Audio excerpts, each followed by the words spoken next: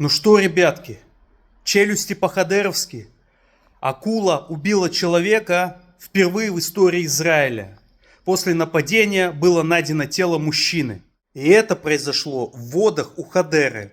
В этом городе я и живу. Там встречаются серая и черноперая акулы. Этот вид находится под охраной. Любые действия, нарушающие их среду обитания, караются штрафами и уголовной ответственностью. Будьте осторожными, не играйтесь. В последние дни в районе Хадеры и Нетании наблюдается нехарактерная активность акул. Вода прогрелась, увеличилось количество рыб. И это, по мнению ученых, привлекло морских хищников ближе к берегу.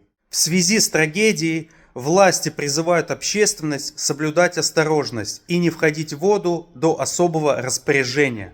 Ну и в завершении музыкальная пауза. Ту-ту, ту-ту, ту-ту, ту-ту, ту-ту, ту-ту, ту-ту, ту-ту.